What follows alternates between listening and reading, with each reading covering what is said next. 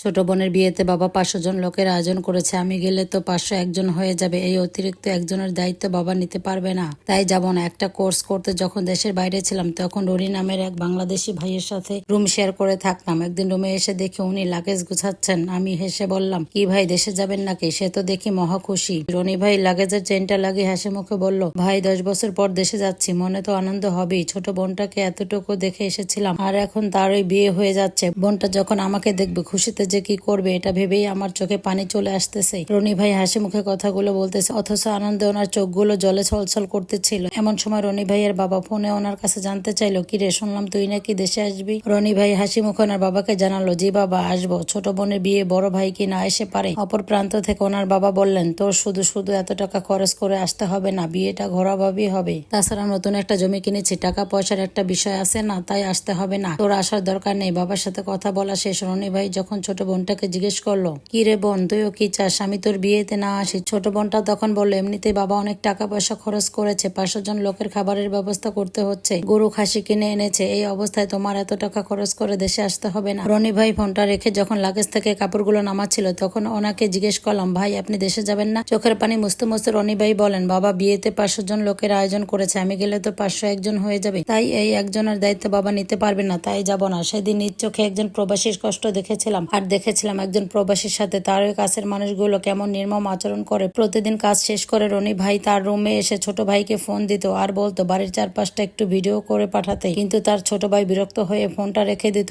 অথচ সেই ছোট ভাইকে কয়েকদিন আগেই বাইক কেনার জন্য টাকা পাঠিয়েছে। আমি যখন আইফোন কিনলাম তখন উনি আমার আইফোনটা হাতে নিয়ে বলেন, এটাই তাহলে আইফোন যার জন্য মানুষ এত পাগল? তখন আমি বললাম, আপনিও তো একটা ফোন কিনতে পারেন, কি একটা ফোন ব্যবহার করেন অর্ধেক ভাঙা। তখন উনি হেসে বলেন, কিনবো একটা আইফোন ছোট বোনের জামাইয়ের জন্য। আমি ওনার দিকে তাকিয়ে মনে মনে ভাবতে লাগলাম, সব প্রবাসীরাই কি এমন হয় যারা নিজের জন্য একটুও ভাবে না? প্রতিদিন রাতে রনি ভাই খুব কাশতেন। একদিন আমি ওনাকে বললাম, ভাই এবার অন্তত একটা ডাক্তার দেখান, আপনার শরীরের অবস্থা খুব একটা ভালো না। উনি কাশতে কাশতেই বলতেন, এখানে ডাক্তার দেখাতে যত টাকা খরচ হবে সেই টাকা দিয়ে বাবা নতুন একটা জমি কিনতে পারবে। আমি রেগে বললাম, তাই বলে নিজের জন্য কিছুই করবেন না? উনি হেসে বলতেন, কয়েকদিন পর ডাক্তার দেখাবো, আসলে ছোট ভাইটা নতুন ব্যবসা করবে, তার জন্য আলাদা করে টাকা পাঠাতে হবে। এই অসুস্থতার কারণে রনি ভাই একদিন হঠাৎ করে পরপারে পাড়ি জমান। ফোনে যখন ওনার বাবাকে বিষয়টা জানালাম তখন উনি খুবই কান্না করেছিলেন, কিন্তু যখন বললাম আমি ওনার লাশটা দেশে পাঠানোর ব্যবস্থা করতেছি, কিন্তু লাশ দেশে পাঠাতে হলে 3 লাখ টাকার মতো লাগবে, আপনারা টাকার ব্যবস্থা করেন, তখন রনি ভাইয়ের বাবার গলার স্বর পাল্টে গেল। তখন উনি আমতা আমতা করে বললেন, এত টাকা? যে ছেলে জীবিত থাকতেই দেশে আসতে পারলো না তার লাশটা দেশে এনে কি করব?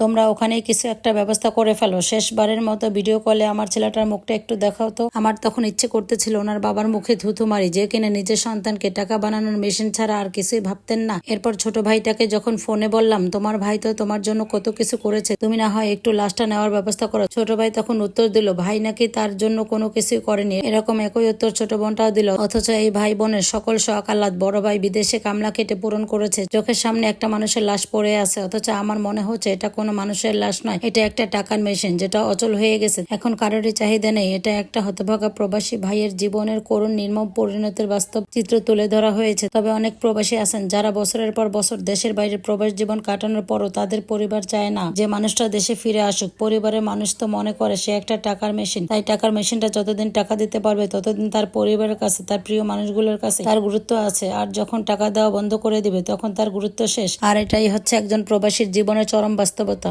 যেটা একজন প্রবাসী ছাড়া অন্য কেউ বুঝতে পারবে না। শুধুমাত্র প্রবাসীরাই জানে যে তাদের জীবনের কষ্ট কতটা।